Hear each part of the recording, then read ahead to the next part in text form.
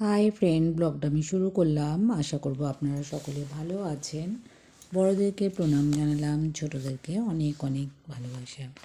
আজকে আমি পড়ব বঙ্কিমচন্দ্র চট্টোপাধ্যায়ের কপালকুণ্ডলা। আমি যতটা আগে পড়েছি তারপর থেকে আমি পড়ছি, তো আমার সাথে থাকুন। এমনি নাসরন্দ কাঁপিয়াছিল, এমনই মস্তক খেলিয়াছিল। বহুকাল সে মূর্তি মনে পড়ে নাই, এখন মনে পড়িল। অমনি সাদৃশ্য অনুভূত হইল। সংশয়াধীন হইয়া নবকুমার সংকুচিত স্বরে ধীরে ধীরে কহিলেন, তুমি কে? যবনীর নয়নতারা আরও বিস্ফারিত হইল, কহিলেন, আমি পদ্মাবতী। উত্তর প্রতীক্ষা না করিয়া লুৎফুন্নিসা স্থানান্তরে চলিয়া গেলেন। নবকুমার অন্যমনে কিছু শঙ্কান্বিত হইয়া আপন আলয়ে গেলেন। কক্ষান্তরে গিয়া লুৎফুন্নিসা দ্বার রুদ্ধ করিলেন। 2-3 দিন পর্যন্ত সে কক্ষ হইতে নির্গত হইলেন না। এই 2-3 দিন তিনি নিজ কর্তব্য স্থির করিলেন। স্থির করিয়া দৃঢ় প্রতিজ্ঞা হইলেন। সূর্য অস্তচলগামী। তখন লুৎফুন্নিসা পেশমনের সাহায্যে বেশভূষা করিতেছিলেন। আশ্চর্য বেশভূষা! পেশওয়াজ নাই, পায়জামা নাই, ওড়না নাই, রমণী বেশে কিছুমাত্র চিহ্ন নাই। যে বেশভূষা করিলেন তাহা মুকুবে দেখিয়া পেশমনকে কহিলেন, কেমন পেশমন, আর আমাকে চেনা যায়? পেশমন কহিলেন, কার সাধ্য? লুৎফুন্নিসা, তবে আমি চলিলাম, আমার সঙ্গে যেন কোনো দাসদাসী না যায়। পেশমন কিছু সংকোচিত চিত্তে কহিলেন, যদি দাসীর অপরাধ ক্ষমা করেন তবে একটি কথা জিজ্ঞাসা করি। লুৎফুন্নিসা কহিলেন, কি? পেশমন কহিলেন, আপনার উদ্দেশ্য কি? লুৎফুন্নিসা কহিলেন, আপাতত কপালকুণ্ডলার সহিত স্বামীর চিরবিচ্ছেদ, পরে তিনি আমার হইবেন। পেশমন, ভালো করিয়া বিবেচনা করুন। সে নিবিড় বন, রাত্রে আগত, আপনি একাকিনী। লুৎফুন্নিসা এ কথায় কোনো উত্তর না করিয়া গৃহ হইতে বহির্গত হইলেন। সপ্তগ্রামের যে জনহীন বনময় উপনগর প্রান্তে নবকুমারের বসতি, সেই দিক দিয়ে চলিলেন। তৎপ্রদেশে উপনীত হইতে রাত্রি হইয়া আসিল। নবকুমার বাটির অনতিদূরে এক নিবিড় বন আছে। পাঠক মহাশয়ের স্মরণ হইতে পারে। তাহারই প্রান্তভাগে উপনীত হইয়া এক বৃক্ষতলে উপবেশন করিলেন। কিছুকাল বসিয়া সে দুঃসাহসিক কার্যের প্রবৃত্ত হইয়াছিলেন। তদ্বিষয়ে চিন্তা করিতে লাগিলেন। ঘটনাক্রমে তার অনুভূতি পূর্ব সহায় উপস্থিত হইল। লুৎফুন্নিসা যথাযথ বসিয়াছিলেন। তথা হইতে সে অনবরত সমন্বয়োচ্চারিত মনুষ্য কণ্ঠ নির্গত শব্দ শুনিতে পাইলেন। উঠিয়া দাঁড়িয়া চারিদিকে চাহিয়া দেখিলেন যে বনমধ্যে একটি আলো জ্বলিতেছে। সেই স্থানে গেলেন। প্রথমে বৃক্ষান্তর হইতে দেখিলেন ব্যাপার কি। দেখিলেন যে যে আলো জ্বলিতেছিল সে হোমের আলো। যে শব্দ শুনিতে পাইতেছিলেন সে মন্ত্রপাঠের শব্দ। মন্ত্রমধ্যে একটি শব্দ বুঝিতে পারিলেন, সে একটি নাম। নাম শুনিবা মাত্র লুৎফুন্নিসা হোমকারীর নিকট গিয়া বসিলেন। এক্ষণে তিনি তথায় বসিয়া থাকুন। পাঠক মহাশয় বহুকাল কপালকুণ্ডলার কোনো সংবাদ পান নাই, সুতরাং কপালকুণ্ডলার সংবাদ আবশ্যক হইয়াছে। লুৎফুন্নিসা আগ্রায় গমন করিতে এবং তথা হইতে সপ্তগ্রাম আসিতে প্রায় 1 বৎসর গত হইয়াছিল। কপালকুণ্ডলা 1 বৎসর অধিককাল নবকুমারের গৃহিণী। যেদিন প্রদোষকালে লুৎফুন্নিসার কাননে, সেদিন কপালকুণ্ডলা অন্যমনে শয়নকক্ষে বসিয়া আছেন।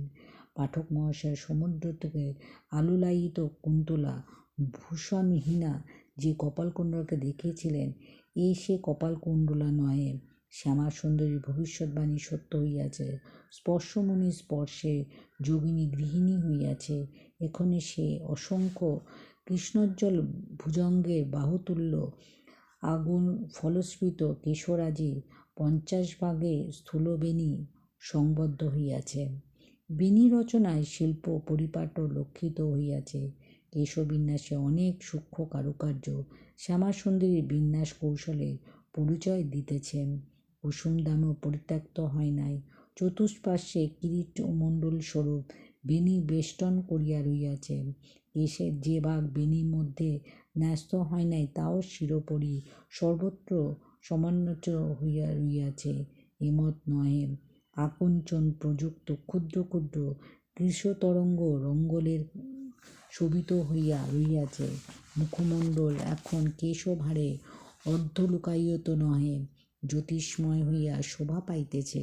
কেবলমাত্র স্থানে স্থানে বন্ধন বিশৃঙ্খ ক্ষুদ্র ক্ষুদ্র অলকাগুচ্ছ তদুপরি স্বেদ বিজড়িত হইয়া রহিয়াছে। বর্ণ সেই অর্ধ পূর্ণ শশাঙ্ক রুচি এখন দুই কর্ণের হেমকর্ণভূষা দুলিতেছে, কণ্ঠে হিরণময় কণ্ঠমালা দুলিতেছে। বর্ণের নিকট যে সে সকল স্নান হয় নাই, অর্ধচন্দ্র কৌমুদ বসনা ধরণীর অঙ্গে নৈশ কুসুমবৎ শোভা পাইতেছে। তাহার পরিধানে শুক্লাম্বর, সে শুক্লাম্বর অর্ধচন্দ্রদীপ্ত আকাশসম অনিবর শুক্ল মেঘের ন্যায় শোভা পাইতেছে। বর্ণ সেইরূপ চন্দ্র কৌমুদীয় বটে, কিন্তু যেন পূর্বাপেক্ষা ঈষৎ সমল, যেন আকাশ প্রান্তে কথা কালো মেঘ দেখা দিতেছে। কপালকুণ্ডলা একাকিনী বসিয়াছিলেন না, সখী শ্যামাসুন্দরীর নিকট বসিয়াছিলেন। তাহাদিগের উভয়ের পরস্পরের কথোপকথন হইতেছিল, তাহাও কিয়দংশ পাঠক মহাশয় শুনিতে হইবে। কপালকুণ্ডলা কহিলেন, ঠাকুর জামাই আর কতদিন এখানে থাকিবেন? শ্যামা কহিলেন, কালই বিকালে চলিয়া যাইব। আহা, আজ রাত্রে যদি ঔষধটি তুলিয়া রাখিতাম, তবু তার বশ করিয়া মনুষ্যজন্ম সার্থক করিতে পারিতাম। কালি রাত্রে বাহির হইয়াছিলাম বলিয়া নাথের ঝাঁটা খাইলাম, আর আজই বাহির হইব কি প্রকারে? কপালকুণ্ডলা, দিন তুলিতে কেন হয় নাই? শ্যামাসুন্দরী, দিনে তুলিলে ফুলবে না কেন? ঠিক 2 প্রহর রাত্রে এলো চুলে তুলিতে হয়। তা ভাই মনের স্বাদ মনে রইল। কপালকুণ্ডলা, আচ্ছা, আমি তো আজ দিনে সে গাছে চিনে এসেছি, আর সে বনেও হয় তা দেখে এসেছি। তোমাকে আজ আর যেতে হবে না, আমি একা গিয়ে ঔষধ তুলিয়া আনিব। শ্যামাসুন্দরী, একদিন যা হইয়াছে তা হইয়াছে, রাত্রে তুমি আর বাহির হইও না। কপালকুণ্ডলা, সে জন্য তুমি কোনো চিন্তা করো না। শুনছ, রাত্রে বেড়ানো আমার ছেলেবেলা হইতে অভ্যাস। মনে ভেবে দেখো, যদি আমার সে অভ্যাস না থাকিত, তবে তোমার সঙ্গে আমার কখনো চাক্ষুষ হইত না। শ্যামাসুন্দরী, সে ভয়ে বলি না, কিন্তু একা রাত্রে বনে বনে বেড়ান কি গৃহস্থের বুঝির ভালো?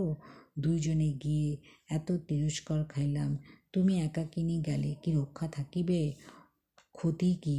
তুমি কি করিয়াছ যে আমি রাত্রের ঘরের বাহির হইয়া কুচরিত্রা হইব? শ্যামাসুন্দরী, আমি তা মনে করি না, কিন্তু মন্দ লোকে মন্দ বলে। কপালকুণ্ডলা, বলুক, আমি তাতে মন্দ হব না। শ্যামাসুন্দরী, তা তো হবে না, কিন্তু তোমাকে কেউ কিছু মন্দ বলিলে আমাদিগর অন্তঃকরণ ক্লেশ হইবে। কপালকুণ্ডলা, এমন অন্যায় ক্লেশ হইতে দিও না। শ্যামাসুন্দরী, তাও আমি পারিব, কিন্তু দাদাকে কেন অসুখী করিবে? কপালকুণ্ডলা শ্যামাসুন্দরীর প্রতি নিজ স্নিগ্ধোজ্জ্বল কটাক্ষ নিক্ষেপ করিলেন, কহিলেন, ইহাতে তিনি অসুখী হয়েন আমি কি করিব? যদি জানিতাম যে স্ত্রীলোকের বিবাহ দাসত্ব, তবে কদাপি করিতাম না। ইহার পর আর কথা শ্যামাসুন্দরী ভালো বুঝিলেন না, আত্মকর্মে উঠিয়া গেলেন। কপালকুণ্ডলা প্রয়োজনীয় গৃহকার্যে ব্যাপৃত হইলেন।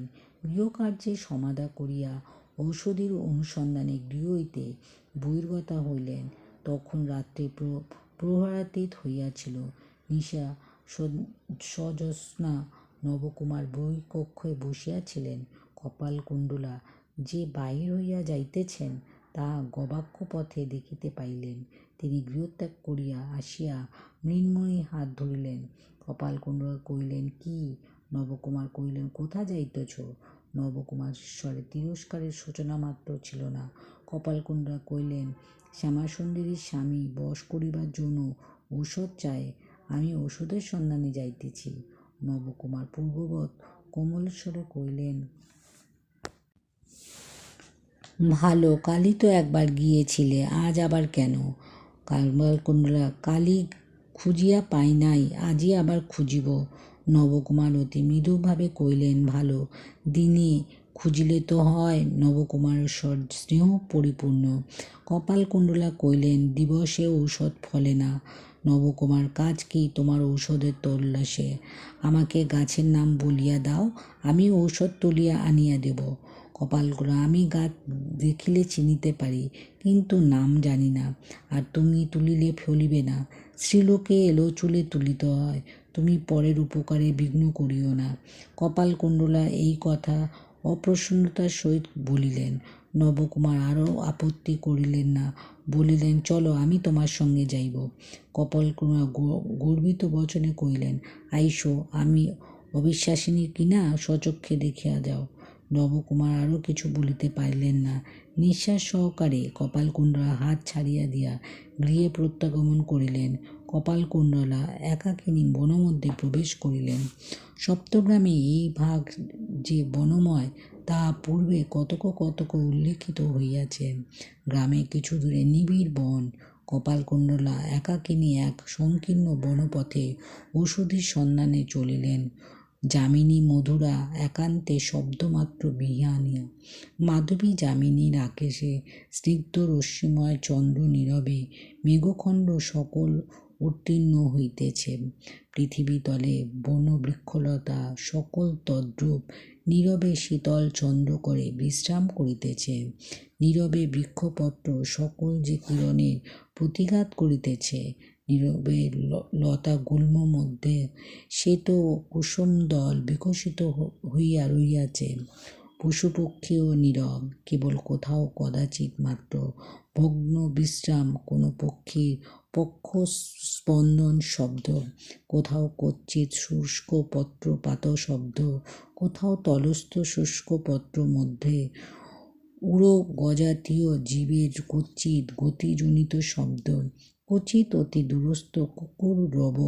এমন নয় যে একেবারে বায়ু বহিত চলে না। মধুমাসের দেহস্নিগ্ধকর বায়ু অতি মন্দ, একান্ত নিঃশব্দে বায়ুমাত্র।